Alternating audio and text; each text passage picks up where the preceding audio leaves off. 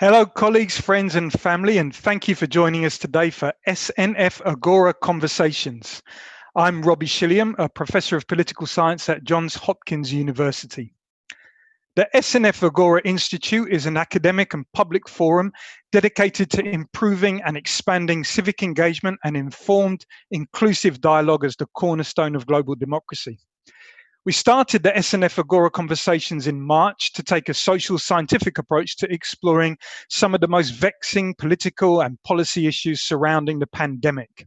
Last week and this week, we've been pivoting away from the pandemic to focus on the extraordinary political moment we're experiencing here in the United States and around the world. Today's topic is anger, injustice, and a crisis of democracy. Joining me today are Vesla Mae Weaver, Bloomberg Distinguished Associate Professor of Political Science and Sociology at Johns Hopkins University, and Daniel Ziblatt, Eaton Professor of the Science of Government in Harvard University. Thank you both for being here. Well, today, the three of us will spend about 30 minutes trying to make sense of this moment, drawing on Vesla's expertise as one of the nation's foremost scholars of policing and racial inequality, and Daniel's expertise on crises of democracy. Then we'll open it up for your questions. Anytime throughout this conversation, you can submit your question through the dialog box, which is right next to the video or just below it, depending on your device. So we'll start the conversation, and the first question I have is to Vesla. Vesla, you're one of our field's leading scholars of racial inequality in policing. How do these extraordinary events feel to you? Are they the same as those in the recent past, say in 2015 when we had the Freddie Gray uprisings here in Baltimore, or do they feel different? That's a great question. And first, I'll just say thank you to Daniel for being here. Thank you, Robbie, for moderating. And thank you to the Agora Institute for having the vision for this convening. I think that the scale of the protests are distinct, alongside the scope of demands is different. So if you recall from past uprisings and past demands for police reform, there was really a focus on proximate actors, so punishing the officers who had engaged in violence and misconduct, and the specific officers and specific police departments in question. This time, one of the things that surprised me is just how quickly the discourse shifted towards policing as an oppressive institution, right? All of us that lived through the uprisings around Freddie Gray's murder, around Ferguson and Michael Brown, we knew the names very clearly of the officers in question, but not some of the broader rules and tactics and procedures, budgets that gave rise to police power in this country. And I think the debate today is not necessarily about individual misconduct, but about policing as an institution. I think another thing that's different today is that concepts that were birthed in those earlier moments, concepts like police abolition, now have entered the mainstream, right? Demands for Black liberation are now being widely embraced. I mean, just, not even a decade ago, Black Lives Matter was almost a controversial term, right? All Lives Matter emerged as a counter term to that. And you largely don't see that debate today. I think another major reason that the protests today are distinct is the pandemic, right? Americans, particularly those living in race class subjugated communities, have witnessed a really important causal story of structural violence combined with actual state violence in real time. So just to give you one example, Black Lives Matter in New York City framed up how many of the neighborhoods, many of the community hospitals and clinics had been closed in the prior years, and that happened in poor communities. But at the same time, the city unveiled a $9 billion plan for constructing new jails in those same places. And so there you've got this moment where you've got a dramatic example of how the city was responding by closing health infrastructure while emboldening or making even more muscular the carceral state. And then come the dramatic examples of police dragging residents off of subways for not wearing masks. So I think we all sort of lived through this very vivid moment, which is sort of unmatched in recent history. Mm-hmm. I also think the last thing that I would say that I think I haven't seen pointed out in news as yet is that the protests are literally showing, they are demonstrating the alternative political world we could live in. Unlike our typically segregated neighborhoods, they're showcasing multiracialism. Unlike apathy and alienation, they are displaying high levels of engagement and solidarity. They are positioning race-class subjugated communities as having the expertise and white allies in supportive roles. And all of this is helped along by the fact that police are enacting the message that BLM is at pains to show, that they are the violent armed guardians of upholding the old racial order that is a foundation in this country. Mm-hmm. Thanks for that. And I think we'll probably get back to some of those institutional questions later on. Turning to Daniel. Daniel, I know you're joining us from Berlin in Germany, where you've been spending the year. And I'm wondering, from a comparative perspective, do you think that the current protests and uprisings in the US are particular to this country, or are they part of a broader, dare we say it, global crisis of democracy? Yeah, wonderful question, and thanks for inviting me to participate in this. It is true that just the last weekend there was 15,000 people in Alexanderplatz in East Berlin, Black Lives Matter event. 25,000 people in Munich, which is a smaller city, so that's really an enormous number of people. And so this is a global movement. I mean, it's at some level. I think it is important to understand all of this is taking place both in the United States and in Europe against the backdrop of a sense that was a kind of pre-existing sense before any of this has happened over the last several weeks, that old democracies were facing a series of crises or challenges, and with the rise of illiberal radical right political parties, intensified political polarization, and then compounded with COVID and the economic crisis and fallout of that, democracies, or old democracies, stable democracies, are quite fragile and quite frail. And so when one looks at this moment in the United States, though, I think in some ways I regard this as a very hopeful moment, not as a sign of a crisis of democracy, in the sense that there is this broad coalition that Vesla has pointed to, that's essentially a civil rights movement. And this is taking place in other countries. I mean, not to the same degree. I mean, in some sense, what I think of the way to understand, I think, this German movement, just to use this as an example, part of it is a response to perception of racism in Germany. This is an issue that was not really on the agenda until these events happened in the United States. Second, though, it's partly a response to Germany's own distinctive problems with the rise of radical right, the Liberal Party, the AfD, the Alternative for Germany, as well as some murders that took place in February against 9 people of Germans of immigrant background, where 10,000 people had also been in the streets right before the COVID crisis hit. And so this is in some ways partly, I think, a response to that. But then the third thing, and this comes back to the American context, is that there's Germans, and I think in Europeans in general, have a really ambivalent attitude towards American democracy. On the one hand, especially Germans, really at a very deep personal level, take the fate of American democracy very, very seriously. I was being interviewed the other day by a German journalist, and as I was describing to her the scenes in Lafayette Park, literally tears were coming to her eyes. And she was saying, we look to American democracy. I mean, American democracy, and this is part of German identity, is the success of American democracy. There's certainly a lot of anti-American sentiment. People were holding posters of Trump and so on, but part of Germans' conception of their own democracy is bound up in the fate of American democracy. So it's not only our struggle in a sense that's going on. This is a struggle that everybody is interested in. Everybody has a stake in. Mm-hmm.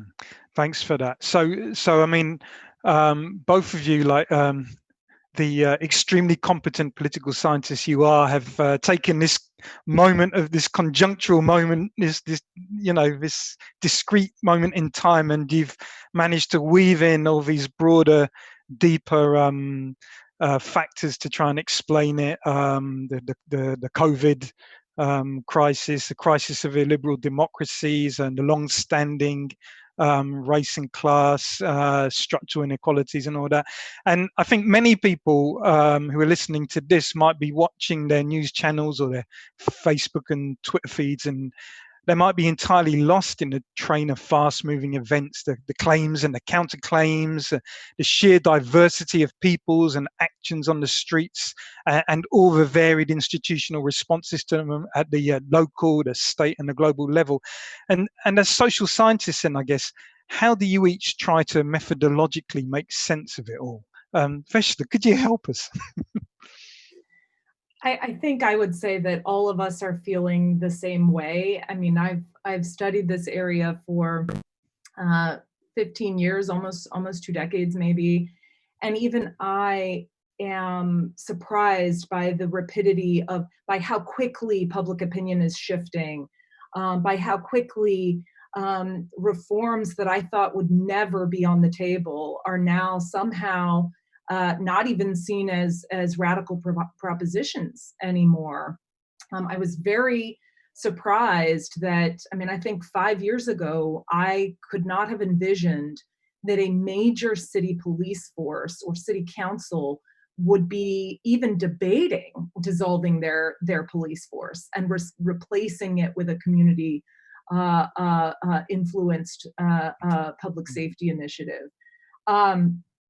So how do I take stock of it? I think that my message has been that it's most important to, this isn't the moment to gin up some fancy RDDs or, experiments. This is a moment for us to really listen to perspectives coming out of race, class, subjugated communities. And I think that's one of the failures of the past movements, is that we didn't listen, is that the message very quickly got distilled into procedural fixes and not into broader transformation and reform of police. And so I guess my own way as a social scientist is to listen to dialogues that we collected after Ferguson. My colleague Tracy Mears and Gwen Prowse and I set about to collect conversations about policing in highly policed neighborhoods in 6 cities, including Baltimore, and produced several thousand pages of dialogue. And we analyzed those. And a lot of the themes that you're hearing from Black Lives Matter and other advocacy and other Black freedom groups are very similar to what we were capturing in the dialogues about their critique of policing, that policing wasn't experienced as a democratic, as a responsive institution, but was oppressive in nature, and that the things that they thought that they could have from the Constitution, right, the right to privacy, a broad right to not have somebody come into one's home unannounced, were basically not their rights, that they were living by a different set of rules. Mm-hmm. Just very quickly, do you think Facebook and Twitter help or hinder this window into the voices of subjugated communities? I think that it helps in the sense that maybe that's because I follow groups that are alive to these narratives, that and I think that Twitter has had an effect of bringing in voices that we might not otherwise see at the policy table. But I wouldn't say that I'm strongly in support of what I just said. I'm curious to hear what Daniel would say. Yeah. Yes, Daniel, how do you make sense of it all? Yeah, it's a good question. I mean, I guess I tend to think of these rapid moments of political change as a comparativist, as somebody who studies other parts of the world, and also somebody who studies politics historically, and to think about analogous moments throughout time and in other places where there's this incredibly rapid kind of tipping point dynamic where change is happening in the way that Vesla describes, much quicker than anyone ever could have imagined. And I guess that the fact that I try to take a little distance from the kind of immediacy of the moments by thinking of these historical analogies. And when I do that, one of the things that really comes to mind is that history really moves in cycles. It doesn't move in one direction. And just in American history, these moments of political opening or transformation are often followed by cycles of reaction against them. And so, as counter forces get themselves organized, they're often taken off guard. You can think of European revolutions. You can think of, moments of social change in the United States, 1968, 1969, or over the Vietnam War. These moments of opening and possibility and hope are often followed by moments of disappointment and reaction. And so the question is how to forestall that, or how to deal with that. What I think in some ways is an inevitable counterreaction, but it's not inevitable what the counterreaction will look like. So if one thinks like of 1969, I was just hearing an account of the Vietnam War. In Vietnam, there was this 2 million people stayed at home in a strike in the summer of 1969 over the Vietnam War. And I could have imagined what it would have, this is before I was born, but I could imagine what it felt like to participate in this and think that this is this incredibly powerful moment, and think how much longer the Vietnam War lasted. So we may be in the very beginning stages of this. And so the key question then becomes, how do you sustain the coalitions that are necessary to push reform forward?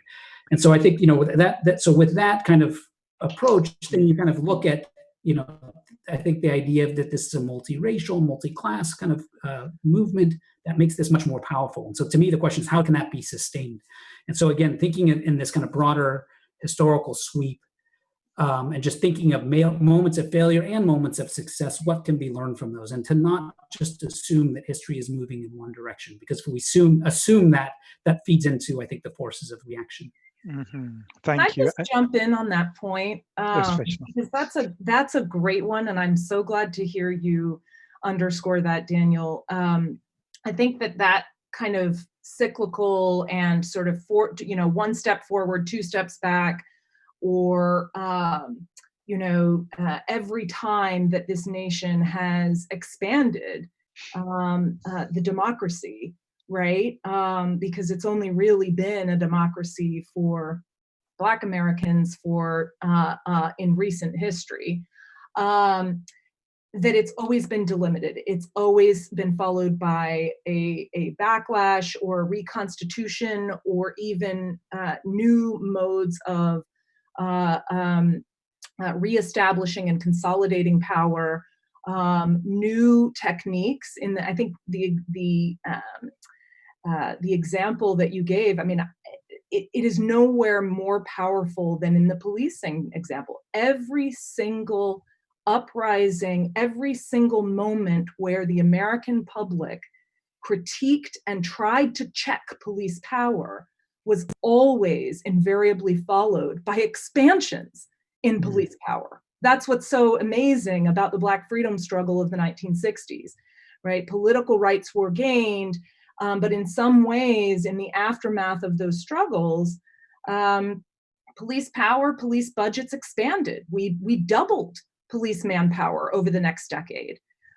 Similarly, after the Rodney King in the 90s, we expand policing, right? We expand the scope of their authority. And so I think your question about, what is it?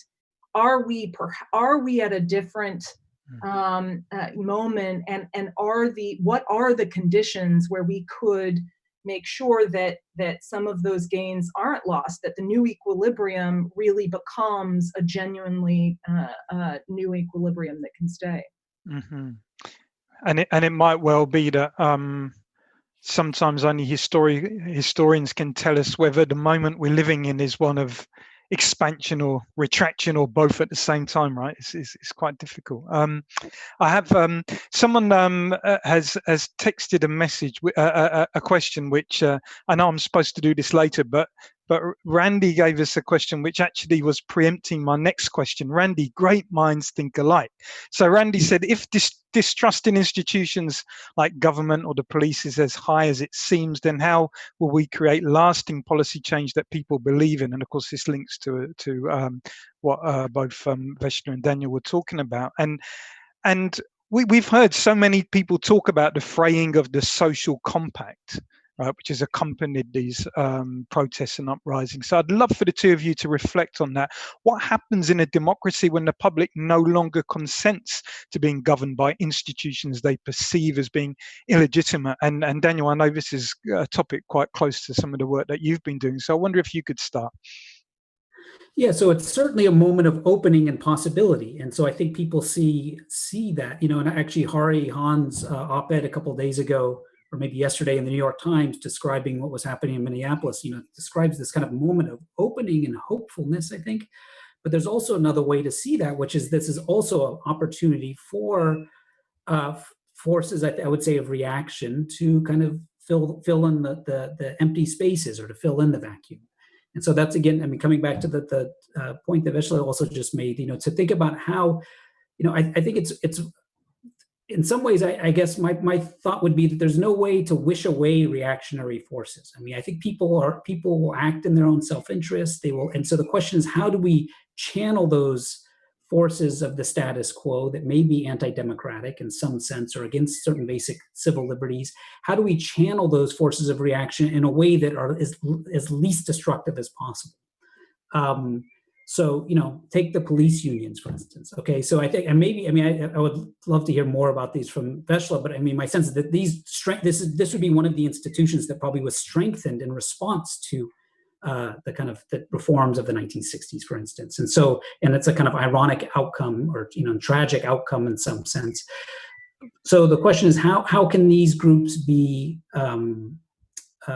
incorporated into a political system, into a social order that recognizes their legitimate interests, while at the same time allowing for, obviously, a much more inclusive system that respects civil liberties and so on. And so that struggle is a very difficult struggle, but again, I think the historical record seems to suggest that if we don't take those interests, about what their strategies of reaction are going to be point in time. And so, I studied like the 1848 revolution. I studied the 1848 revolutions, and I studied European history. And conservatives were on their back legs during the 1848 revolutions, but they went out to the countryside in their landed estates and got themselves back together and organized political parties. In some places, they organized political parties in a way that continued to undermine democracy. In other places, they organized themselves in ways that allowed for a more inclusive political system to emerge. So again, this is the comparative point. Something that I don't know much about. Here, where I live in Berlin, I'm looking out my window, and there's a police headquarters right next door. And so I see these police officers every day, and I wish I knew more about how German police organize themselves. But how is the coercive apparatus of the state here organized? There's 10 police officers kill 10 on average, 10 Germans a year. Okay, so that, how is this a system established? There's a coercive apparatus. These guys are carrying guns, not all of them, by the way. There's a whole branch of this. There's a kind of office called the Ordnungsamt, where these guys walk around. It's a bit like what some of the reform proposals in the United States are. These are people who deal with social disorder, parking tickets, trash on the streets, fights between people, and they don't carry guns. They're able to maintain social order. So how is this kind of apparatus organized, and how can this moment of opening be used to create institutions and actors and develop put actors in a way that's much more compatible with basic norms of democracy? Thank you, Vesla. I can speak specifically to the lack of police legitimacy, and that's what I'd like to speak about in this country. And I think, when you frame it as, a fraying social compact, and what happens when, in a democratic state when the public no longer believes in democratic institutions or believes that they are following the rule of law. I don't think that's happened in white communities in the US. I think that's happened around the police in Black communities, in brown communities, in poor communities, and it's happened a very long time ago. This is not a new phenomenon. Scholars who study, calling the police, serving as witnesses in trials, calling on the police when you need help, making use of the police as an institution, have long found very low levels of legitimacy in neighborhoods that are highly surveilled. Okay, that's not a new phenomenon. It's not a phenomenon that happened in Milwaukee or in Minneapolis just now. But what these scholars do find, and that is troubling, myself included, troubling in a democracy predicated on responsiveness, predicated on the people believing in the authorities meant to represent them and meant to protect them, is that what ends up happening is what we've called strategic distancing. Meaning, if you are used to seeing police harass youths in early adolescence, if you're used to seeing police violence, if you're used to seeing slow response times, if you're used to seeing police coming in and stormtrooping and acting in a disregarding way of your life and of your communities, you're much less likely to seek them out, right? It's a very intuitive finding. You're much less likely to make use of them, to recourse to them in times of need. And one of my colleagues, Andy Papachristos, actually found, and Matthew Desmond, actually found that in the wake of the police violence in Milwaukee, this was a couple years ago, they actually found that it did damage calls to 911, that there was a very sharp decline in calls for assistance in those neighborhoods. And so what I would say is, I don't think that the broader kind of illegitimacy has been shared across all different demographics, okay? And I wanted to read just a little snippet from some of the dialogues that we've collected that will drive home some of what I'm talking about, some of this kind of strategic distancing and a turn toward the community. Well, if the police don't protect us in the way that they should, if they are no longer legitimate, if we can't trust them to act in our best interest, then we'll turn to each other. We'll turn to community members, ministers, civic leaders instead. So the Milwaukee participant says, and really in real life taxpayers, we do pay for them. Police salaries are coming off the lower class. The lower class people are paying for policing. And so we as taxpayers, we do not have to pay them. If they want to keep shooting us down and gunning us down, guess what? We all go on strike. We leave our jobs. And how are they going to get paid? So the police officers, they pay. And then he goes on, and he says, so if we have to keep giving y'all our money and y'all gunning us down, guess what? I don't have to deal with that. I'm going to be an entrepreneur when my money don't even have to go to the force. And then his conversation partner in Chicago says, yeah, we're going to have to do something else. And that's the thing. And I can get my own Black brothers and sisters to protect me and police my own community, because we strong Black brothers and women out here, they could do way better than what they're doing. And they know what's going on in our community. See what I'm saying? I'd rather for a person to protect and serve us, they really know what's going on with Tyrone and Tasha, right? So there's this sense that if police are not legit, if they're gunning us down, we're going to avoid them, and we're going to turn to each other to protect our communities. Mm-hmm. And in fact, Vesla, what you just put on the table is something that one of our audience have actually brought up in the questions. we and our audience are on a vibe today, because I'm telling you, the questions that they're sending in are all the questions that I've got on my little pad to ask you, and they're all the issues that we've been talking about already. Lisa wanted to know your opinions on the effectiveness of abolishing the police institution as a whole, and Vesla, I know that you've used that word just recently in this conversation we've had, and one of the great challenges in this moment seems to be that how to create or recreate societal institutions in ways that are not oppressive, and that speaks to Daniel's example, or at least part of the example in Germany, at least with killing, right? And it's a moment where people are holding to account so many institutions, political, economic, and social, that have failed Black people and people of color and poor people for so long. So the question then is reform still tenable, or do we have to start thinking about what activists have been calling abolition? And Vesla, I wonder if you could just kick us off with unpacking that term a little bit, what it might mean, what it means to you. So I think the key thing to understand about an abolitionist agenda and about the groups and activists calling for police abolition is that it is about recognizing that police should not be the forefront of enhancing safety, right? That there are other institutions and anchors and other things that we should be turning to promote community safety and well-being.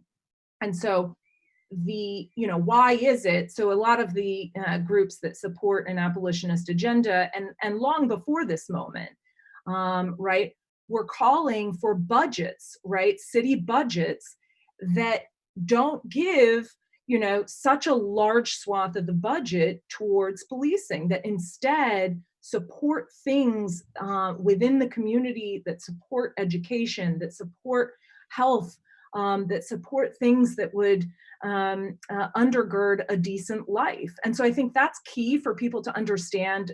When people hear police abolition, they immediately think, oh, that's anarchy. We would have no police anywhere ever. How can that be? How is that at all tenable? And I think what abolitionist groups are calling for is an understanding, is an understanding that police are, we've given them too much of a role in public safety. We don't acknowledge the other things, the other systems and institutions that give rise to, or that undermine safety deprivation. And I'd say safety deprivation because it is a condition, not a behavior, right?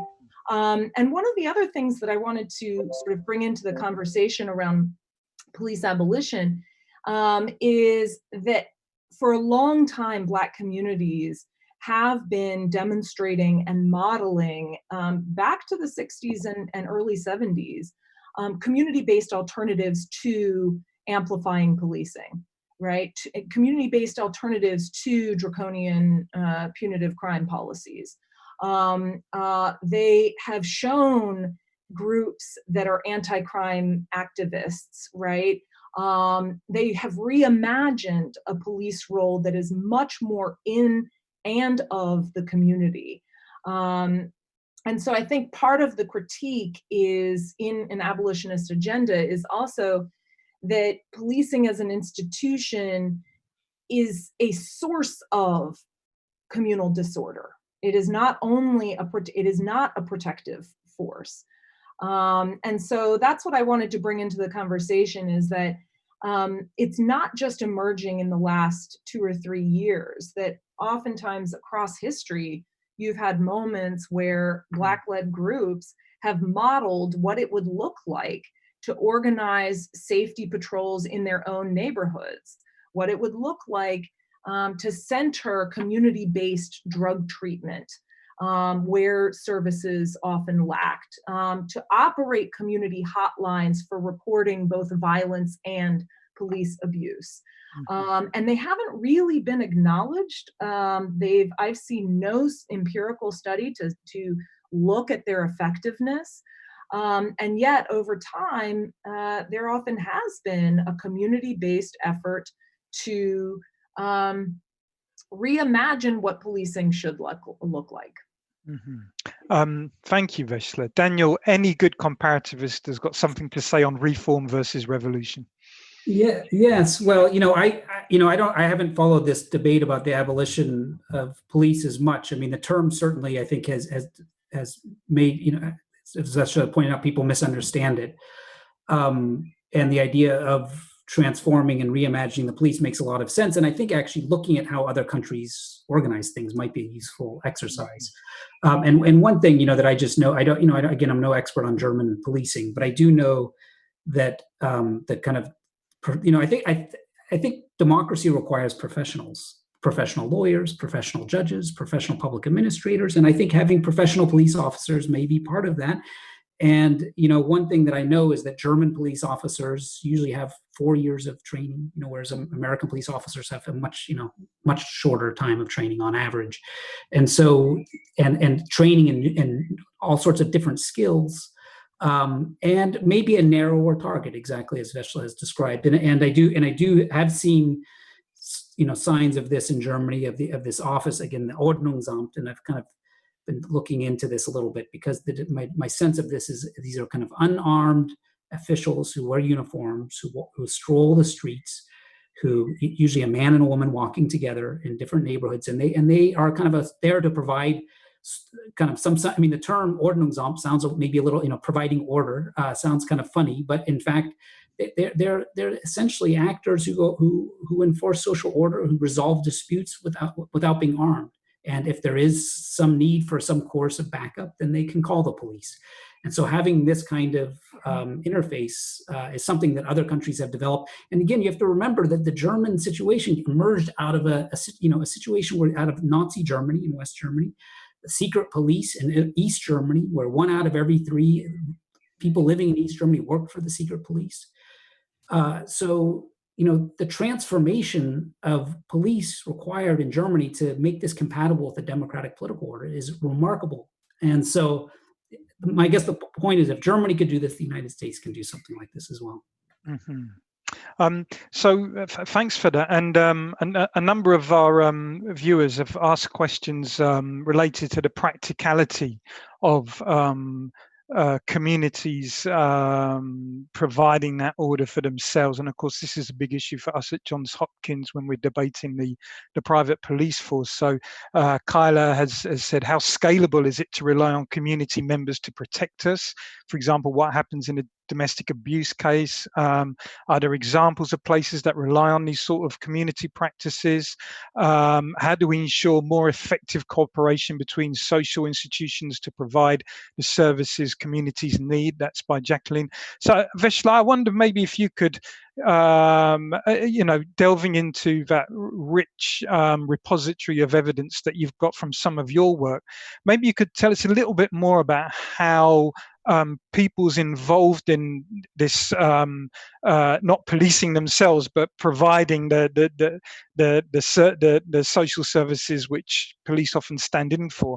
Can you give us some examples of how that has worked, or how people are thinking about that? And then I'd like to ask Daniel to tell us a little bit more about, from a more kind of macro scale, about how this question of the police helps us to think a bit more carefully about the relationship between community and the state. Vesla. That's a great set of questions, but I just had one follow-on thought that Daniel made me think of, and maybe this is a question for him, I'm not sure, but when I hear about comparative policing regimes that look far more democratic, and they're smaller, they just simply, policing is not a first resort in in Germany, I would suspect, right? These are also places, Germany, the UK, the Scandinavian countries have a much more robust social welfare state. And so you don't need to rely, as you've done here in the US, on policing to shore up the social order, or to act when we don't have anything else, right, when community well-being agencies have been stripped down.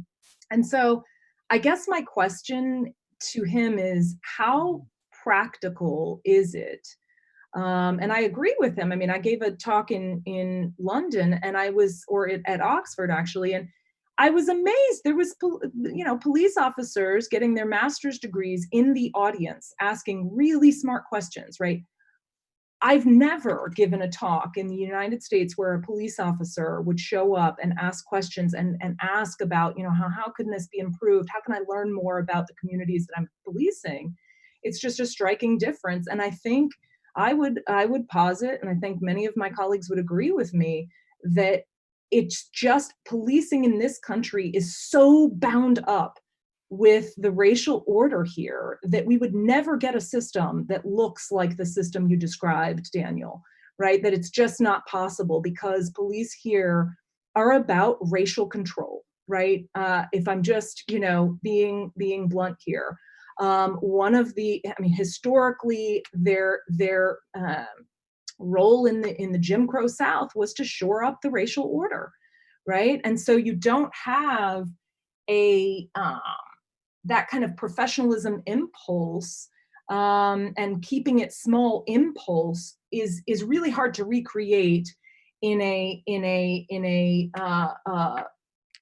society so grounded in racial oppression. Vesla, yeah. Sorry to interrupt, but we're running out of time. So I wondered maybe if Daniel could just, respond to the points that you were just making. No, that's right. Yeah. So I think the question of why the U.S. is this outlier is certainly, an important one among democracies, equivalent of kinds of democracies. And, I would imagine that race is a big part of that story. One often hears a kind of similar kind of response. Well, it's because of the Second Amendment, there's more guns, and so you need a more coercive police force to deal with this issue. I mean, first of all, German society, you're in most European cities where there's similar dynamics, and that's partly what explains this 15,000 people showing up in Berlin. So there is, I don't want to paint too kind of benign of a picture of all of this. I mean, there are people with legitimate complaints about the way that racialized nature of German police-citizen interaction. The head of the SPD just yesterday, in response to this, has said that this is something that she wants to really pursue, and so they confront some of the same problems. But I guess my thought is that it's exactly this racialized nature of the police-citizen interaction that we're trying to overcome. I mean, I think that's kind of what the purpose of these of this current moment is to overcome this, and so I think it we could. A month ago, we could have had a similar discussion on the American response to COVID, and we would be having a very similar discussion because Germany, like the United States, is a federal system. There's a lot of local power. German public health institutions are much more robust than American public health local institutions. You have public health officials at the local level in Germany who could carry out tests, and so there's this massive testing that took place in Germany that hasn't taken place until much later in the United States. Took place because there was already an investment in these institutions. And so I think part of it has to do with race, but part of it has to do with the investment in the institutions. And in the case of policing, certainly it's not the availability of money, because that's not the problem in the case of American policing. The issue is the kind of role, the type of professional training, perhaps. I mean, this is something that we both have now mentioned, and the kinds of reforms that people are proposing. So I think I think my sense is that this is certainly a barrier to what you're describing, but it's not insurmountable. Mm-hmm. Oh, well, Vesla and Daniel, I want to thank you for being here today, and thanks to our audience for watching and for sending in your great questions.